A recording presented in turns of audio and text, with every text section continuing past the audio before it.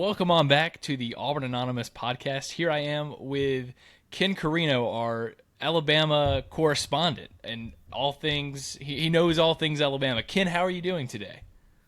Miles, I'm doing great. Just want to thank you for letting me onto the podcast. I know you guys are starting something really cool, and I'm honored to be your Alabama correspondent. I mean, I think this is fun. It's Iron Bowl week. Got a lot of things to talk about, and Oh yeah. Roll Tide, by the way. Oh That's yeah. it. Yeah. You had to take it there. I'm decked out all orange, ready for the Maui Invitational semifinals tonight. But more importantly, we got football.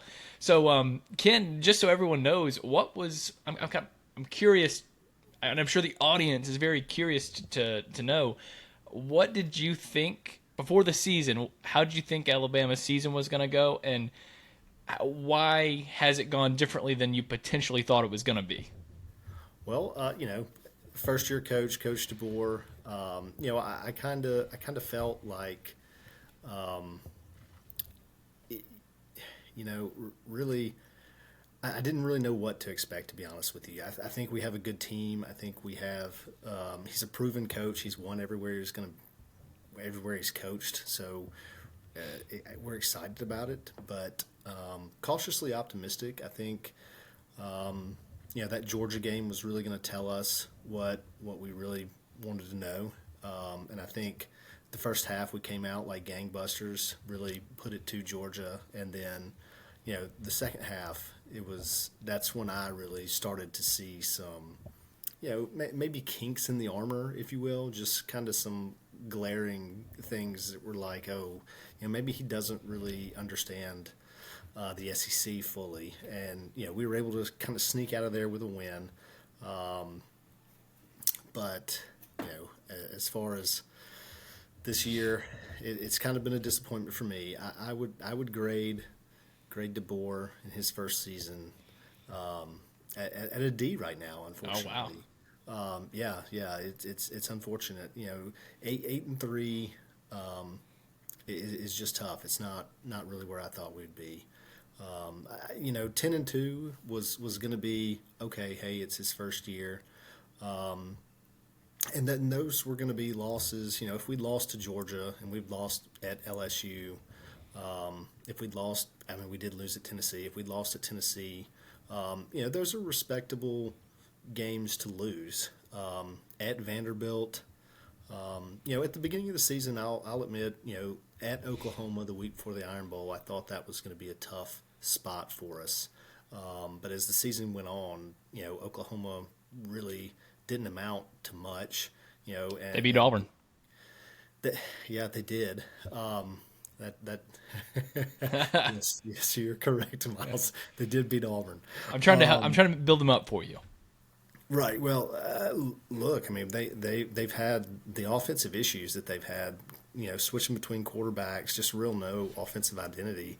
And for them to come in and kind of, they basically ran Vanderbilt's playbook against us, and we couldn't stop it for whatever reason. So that's a little alarming. And what was even more alarming was the offense that night.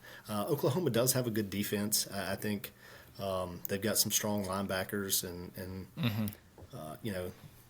they were able to stop Milrow and shut us down. So that was worst point performance, I think, in 20 years. So that's tough. And that's interesting because when Alabama hired DeBoer, kind of the thing, he was supposed to be an offensive guru. But I guess Correct. sometimes you Yeah. can't, sometimes the stuff you pull against Washington State doesn't always work, I guess, when you play powerhouses like, Tennessee, Georgia, and Auburn. Well, you're right. I mean, I think the Pac-12, you only had to get up for one, maybe two games a year, and then you had a conference championship, which you obviously got up for. But in the SEC, I mean, even you take a team like Oklahoma this year, you put them in the Big 12, like where they were last year, they're probably a 9 or 10, 11 win team. I mean, that's just what they are. Yeah. You put them in the Pac-12, same thing. They're probably a 10, 11 win team. You stick them in the SEC, it's a whole nother ball game. And I think Oklahoma is seeing that this year. Texas was more SEC ready, and they're doing their thing, and we'll see if they can make it past your Texas A&M Aggies this weekend, and then on to Georgia in the SEC championship game. Yeah, I got a feeling A&M's going to sneak up. I think they were totally looking past us this past week. Now, of course, we deserve all the flowers. We deserve all the credit. We're getting hot now. I mean, it's a little too late, but we're getting hot now, and so I'm going to give us our flowers. But I think they were looking past us, and I think they'll beat Texas this weekend outright. But the line on that game is a little interesting. It's under a touchdown favorite. It's at A&M. It's a tough place to play. Yeah. So we'll see. Maybe your theory holds up and they get Texas. But if they played like they did against you guys, Texas is going to blow them out. I agree with you. I think they were overlooking the Tigers. Yeah, I think so too. But I think it said more about us than them. But I think they were probably overlooking us. Now moving into rivalry week, I guess what are we going to get from Alabama this week? Because you just look at them against Vanderbilt, you look at them against Oklahoma, and you think, wow, if Auburn plays like they did against A&M, Auburn might go into Bryant-Denny and win this thing 38-10. But then you look at the way Alabama plays against LSU, and you're like, if they play like this, they might beat Auburn 38-10. So what are we going to get this week? I wish I wish I knew. That's the $1 million question. And if we come in and play like we played against LSU, we're going to blow your doors off.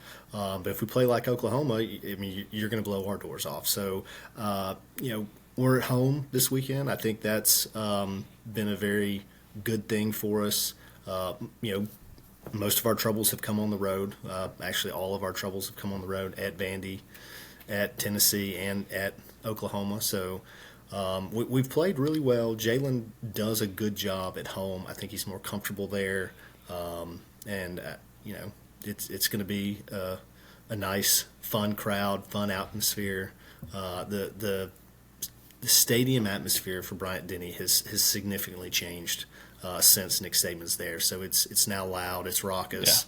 Yeah. We have the lights and all the fun. So it's going to be a good time. Yeah, I'm sorry.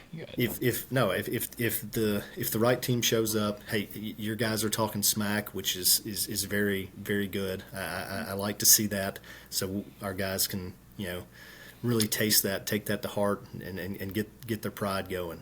So I'm excited to see that. Thank you. Yeah. Guys.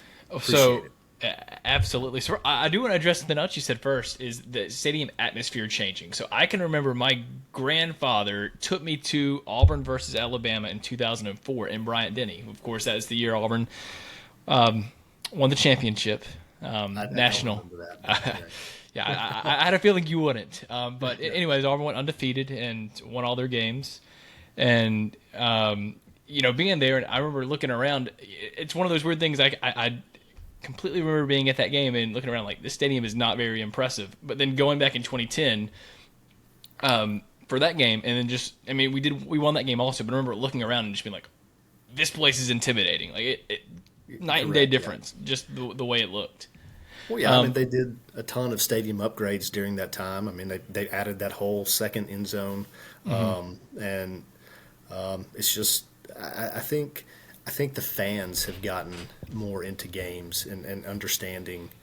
You got to be loud when the defense is out there, quiet when the offense is out there, and I think that's caught on. They've done a good job with the music and the lights, really making sure fans understand the nature of the game. Oh, for sure, and it's a great environment, and of course I'm biased. I like Auburn the most, but of the stadiums I've been to, it's definitely in the top tier of environments. But back to what you originally said, was the Auburn players talking smack, and you and I are in the same boat on that one. I couldn't be happier.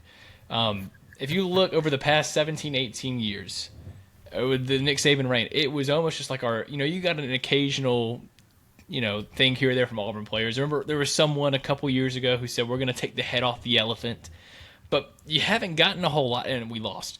But you hadn't gotten a whole lot of that, because I feel like there was, whether people want to say it or not, people feared Nick Saban.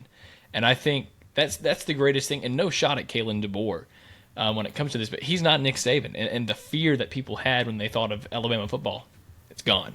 And Auburn's strong freshman I class. disagree. I think it's. I don't think it's gone. I think it's definitely waning and taking a hit. But there's still. I mean, if you look at Vegas, that we still get some respect with these lines. So I don't know that everybody's just abandoned us yet. Well, I mean, I wouldn't say about like again, y'all are if you're ranking the SEC teams this year, I would think y'all are somewhere in that top tier. I mean, to be fair, there's probably like 7 or 8 teams you could probably name number 1, but y'all are somewhere out there, not number 1, but you're not number 8. You're probably like 4. I'm pulling something out of my head, but just like it almost felt as well like 5 years ago, 6 years ago, when we had Gus, it was we're not going to out recruit Nick Saban. We just have to get the best recruits that we can get and just work with it. And now with Hugh Freeze, the greatest recruiter in the history of Auburn football, and DeBoer, who's doing a good job recruiting as well. I'm not here to say he's doing terrible, even though he can't recruit his home state. We feel like we can compete with y'all, and quite frankly, we feel that we can beat y'all recruiting now, and that's just a big shift and not how it's felt for a long time. Yeah, that's true. I mean, I don't know that you can, I mean, you can have the kids in the state, I guess, if we're recruiting nationally. So we'll see how he continues to do. But I think he's doing great right now. Yeah. And really, I mean, that's going to be a huge focus going forward. The other thing is that no one's really considered is the transfer portal. Okay. Yeah. I mean, like being able to keep kids on your team and on your roster at the end of the year. We're really going to see how that's going to do. I mean, for both Hugh Freeze and Coach DeBoer. I mean, that's the name of the game. You can get these big guys, but can you keep them in your program for more than 1 year? So that's what I'm really looking forward to seeing how he can do that. Because we got to keep a Ryan Williams. You guys probably have to keep Cam Coleman. I sure hope. Exactly. I hope Ryan Williams stays with us too. I mean, I don't see any reason for him to leave. I think he's done an amazing job, and built his brand, more so than he would anywhere else. So, I would hate for him to leave, and don't think he would. But it's just something you have to worry about here in this day and age in the new era of college football. Yeah, absolutely. And just speaking of Ryan Williams, what I cannot wait to watch this weekend is Ryan. I mean, who's a phenomenal talent. And you know what? I'm going to disagree with DeMarcus Riddick. I do think he's a big time player. I do. There's no question about that. There's no question. I mean no disrespect, but I look so much forward to him and Caleb Harris on Auburn, who's to me just one of the most underrated players in the country. He's a freshman corner who's putting up one of the best, freshman corner. He's probably the best freshman cornerback in college football. So I'm very interested to watch them duel it out this weekend. But back to the portal, if you could pick one position that Alabama needs to lock in this offseason for the portal, what position? We need to lock in the portal? Yeah, like do y'all need a quarterback, a running back? I honestly, I think it's beefing up our offensive line and defensive line. I think we want to continue to grow there. If you watched our lines against Oklahoma on Saturday, it was pretty miserable. So let's go out and get some more of those guys. I think we have good running backs. I think we have good wide receivers. It will be interesting to see in the offseason what we do at quarterback.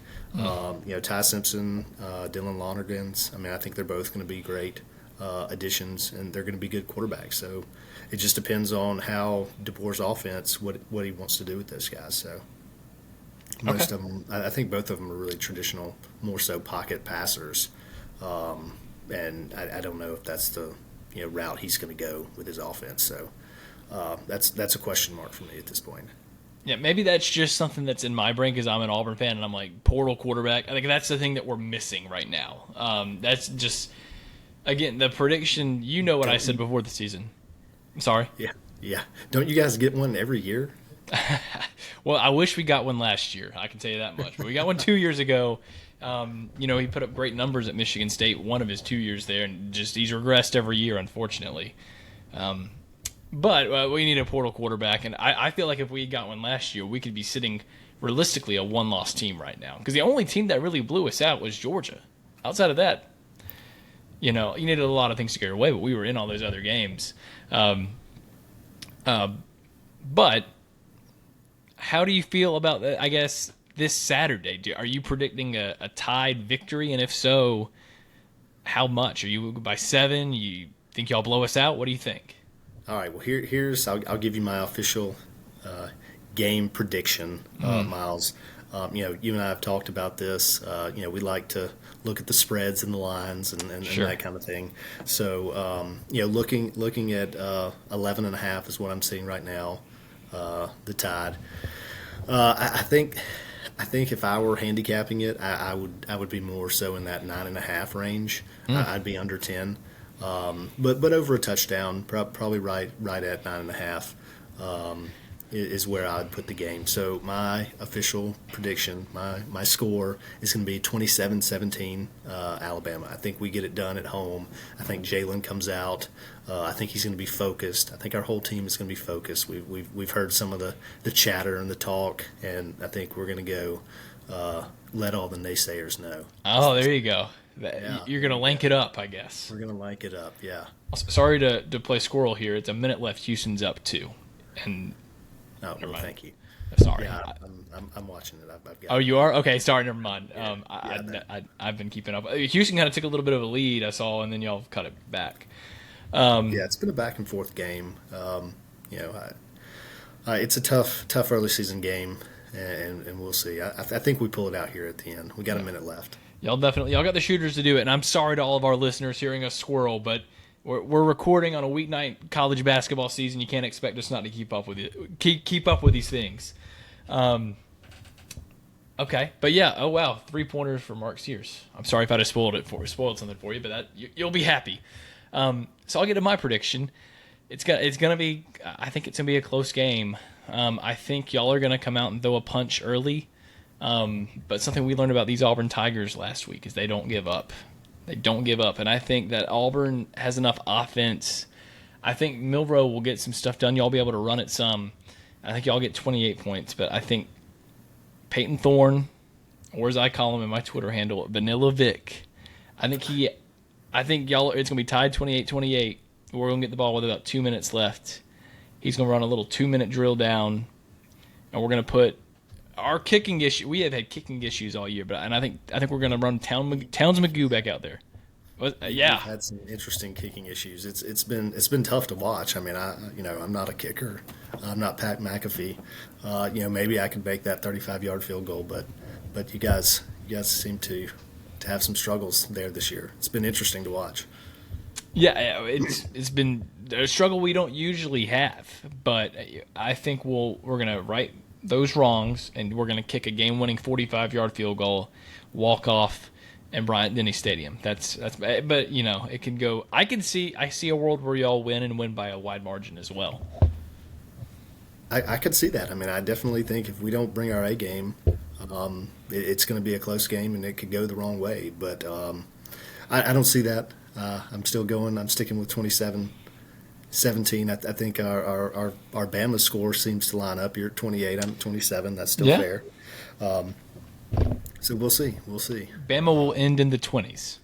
Correct. I do feel that it's come out that we've lost Deontay Lawson for the season. That is a huge blow. It can't go unnoticed. He was our signal caller for the defense. He had the green dot helmet giving all the play calls, and he had the microphone or headset or whatever in there. So that's gonna be tough. I think that was a lot of our challenge at Oklahoma as well. I think we couldn't we didn't adjust very well to that, and I mean that's a tough blow. So that's gonna be big.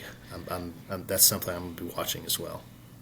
Yeah, and that's something that has me kind of optimistic too, because we have the best running back in the country, Jarquez Hunter, and if we're running him up the middle, and y'all don't have a Reuben Foster like linebacker that's going to come and lay him out after he's gone 3 yards, that's gonna play right into our hands.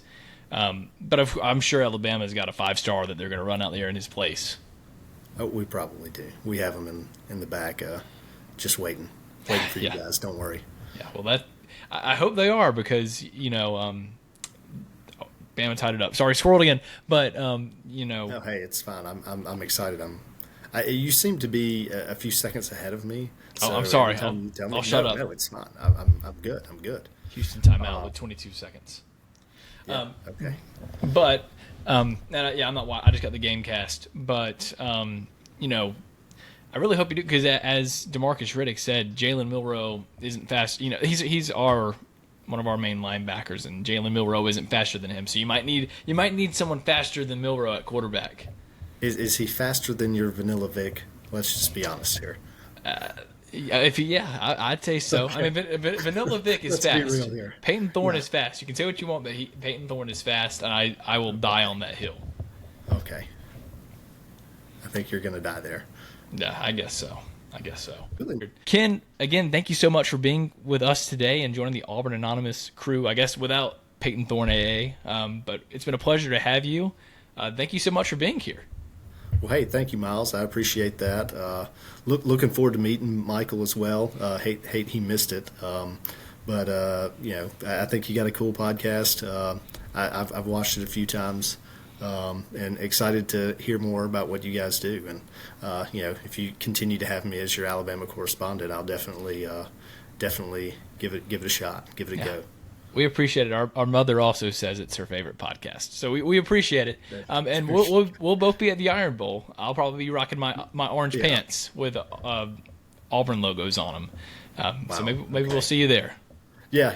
I'll be there with the fam, and we'll be excited. Hopefully, I'll make fun of you in those orange pants. So I have no doubt that you will. Awesome. Well, I appreciate it, everyone. Y'all have a good one. Sounds good, man. Thank you.